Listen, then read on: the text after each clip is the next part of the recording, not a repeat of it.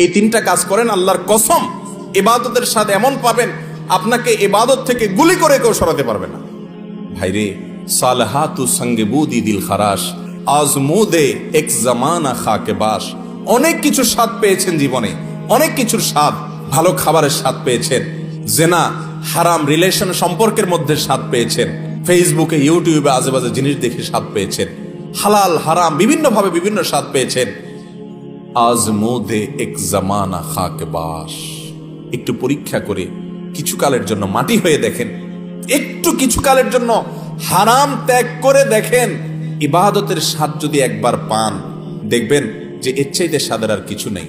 সবচেয়ে মজার জায়গায় সেজদা। আমার মালিককে আমি সেজদা করছি, এই সেজদার বিনিময়ে দুনিয়া এবং দুনিয়ার মধ্যে যা কিছু আছে সবকিছুর চাইতে উত্তম হবে, মালিকের সবচেয়ে নৈকট্য অর্জন হবে। আকরাবু মা ইয়াকুনুল আবদু মির রাব্বিহি ওয়া হুয়া সাজিদ। বান্দা আল্লাহর সবচেয়ে কাছে যেতে পারে যখন সে সেজদায় চলে যায়। প্রধানমন্ত্রীর খুব কাছে যেতে পারলে, প্রেসিডেন্টের খুব কাছে যেতে পারলে আমাদের গর্ব হয়। দুনিয়ার প্রধানমন্ত্রী, দুনিয়ার প্রেসিডেন্ট, দুনিয়ার রাজা, দুনিয়ার সমস্ত মানুষের মালিক যিনি, বাদশাহ যিনি, রব যিনি, সবাই যার গোলাম সৃষ্টি, সেই মালিকের সবচেয়ে কাছে যেতে পারে মানুষ যখন সেজদায় চলে যায়। আপনি যদি মনে করেন আমি সেজদায় আসি, আমার রবের সবচেয়ে কাছে আসি, একবারে সামনাসামনি রবকে পেয়ে আমি নিবেদন করছি সুবহান রাব্বিয়াল আলা, ও আমার মহান প্রভু মালিক, আপনি পবিত্র, আপনার পবিত্রতা আমি বর্ণনা করছি। শাহ ওলিউল্লাহ মুহাদ্দিসে দেহলভী রাহিমাহুল্লাহ, তার ব্যাপারে একটি ঘটনা বর্ণিত আছে যে তিনি বলতেন,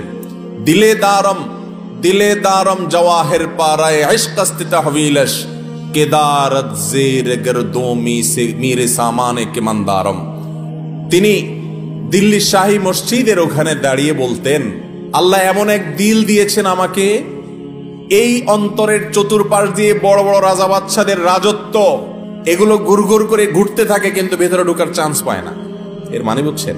মনে করেন একজন আপনার বাড়ির পাশে 2 নম্বর টাকা দিয়ে আঙ্গুল ফেলে কলা গাছ হয়ে গেছে, আপনার বাপেও খোঁচায়, মায়েও খোঁচায়, আপনার নিজের কাছেও খারাপ লাগে যে আমি কি করলাম।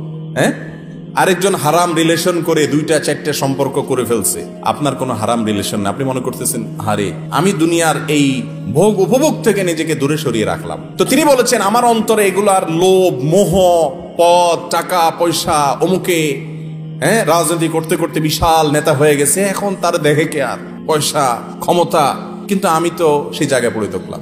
মনের মধ্যে এগুলো ঢুকতে চেষ্টা করে, এগুলার বড়ত্ব মনের ভিতরে ঢুকলে তখন আস্তে আস্তে সেগুলো করতে মনে চায়। তো তিনি বলেছেন এগুলো সব আমার মনের চতুর্পাশ দিয়ে ঢুকে কিন্তু ঢুকতে পারে না, কারণ কেদারত জের গরদোমি রেসামানে কামান ধারম। ও দুনিয়ার রাজা বাদশারা, ও মোগল সম্রাটেরা, আমি যে অন্তর রাখি, এই অন্তরে আল্লাহর ইবাদত করে যেই পরিমাণ নিজেকে ধনী মনে হয়, তোমাদের কাছে যত কিছু আছে এগুলো সব আমার কাছে তুচ্ছ মনে হয়, এগুলোর কোনো মূল্য আমার কাছে নাই, তোমরা এগুলোকে অনেক বড় কিছু মনে করতে পারো। মুসলমানের নজর হবে সেরকম, এগুলো কল্পকাহিনী মনে হবে।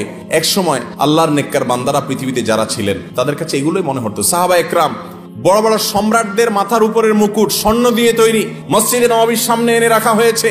সাহাবা একরাম রিদওয়ানুল্লাহি তাআলা আলাইহিম আজমাইন ইবাদতের স্বাদ পাওয়ার আগে, ইসলাম গ্রহণ করার আগে, যারা একটু ওটের পানি পান করানোকে কেন্দ্র করে শতাব্দীকে শতাব্দী যুগ যুগ ধরে যুদ্ধ করে বেড়াতো, তুচ্ছ জিনিসের জন্য লড়াই করত, সেই মানুষগুলো ওই মুকুটকে, সম্রাটের সেই সোনা খচিত মুকুটকে পাও দিয়া উষ্ঠা মারে লাথি মারতে মারতে চলে যায়। এগুলো তাদের অন্তরে প্রবেশ করতে পারে না, এগুলো তাদেরকে কোনো অবস্থাতে দুর্বল করতে পারে না।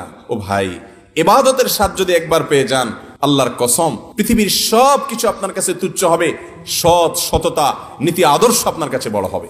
আমি আপনাদেরকে আল্লাহর উপরে ভরসা করে বলছি, যদি কেউ ইবাদতের স্বাদ পান না এই অভিযোগ করেন, আপনি টানা 10 দিন 20 দিন এই চোখ দিয়ে হারাম কোনো পর্নোর দিকে তাকাবেন না, কোনো মিউজিক, কোনো গান শুনবেন না, মোবাইলেও না, মোবাইলের বাইরেও না, টেলিভিশনেও না, কোনো দিকেই না। রাস্তা চলবেন, নিজেকে নিয়ন্ত্রণ করবেন, নজর পড়ে গেছে সাথে সাথে নিজেকে শাসন করবেন, ভৎসনা করবেন, আল্লাহর কাছে মাপ চাইবেন, এরপরে আরো সাবধান হয়ে চলবেন। এইভাবে 10-15 দিন যদি চোখের জেনা থেকে আপনাকে বাঁচাতে পারেন নিজেকে, ইনশাআল্লাহ আপনি ইবাদতের স্বাদ পাবেন।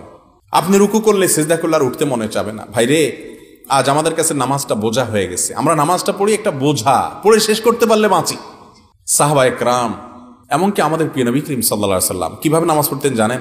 আম্মা জান আয়েশা বলেন, তিনি যখন রাত্রের জন্য নামাজ পড়তেন, লা তাসআল আন হুসনিহিন্না ওয়া তুলিহিন্না, নবীজির রাতের নামাজের কি সৌন্দর্য ছিল, আর বলো না।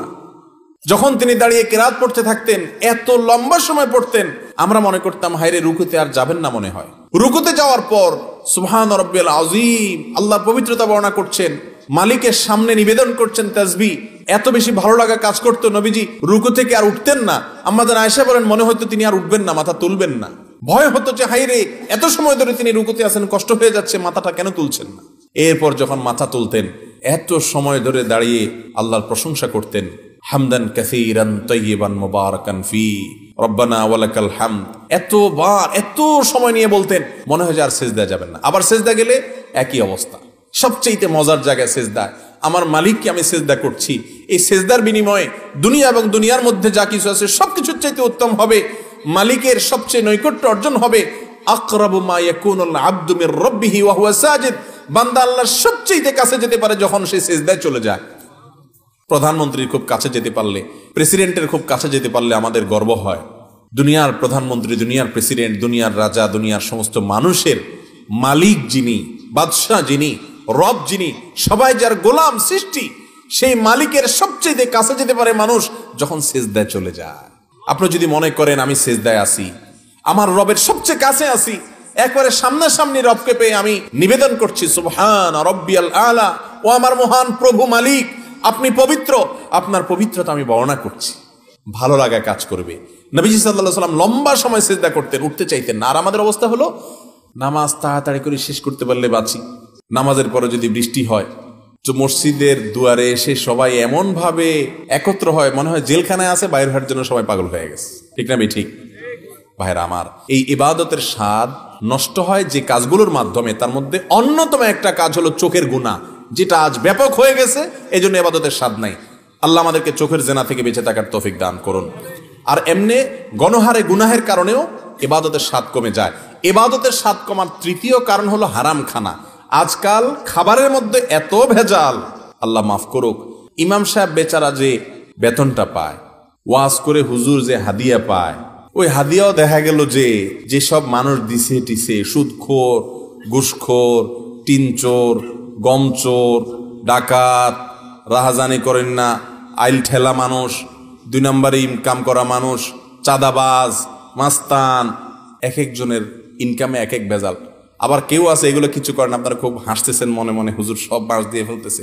আপনি নিজেও যে বাঁশ খাওয়ার লোক, আপনি বোনের হক দেন নাই, ফুফুর হক দেন নাই বাপের সম্পত্তিতে, তাহলে আপনিও হারামখোর, আমিও হারামখোর হয়ে যাব যদি এই কাজ করি। ঠিক না ঠিক?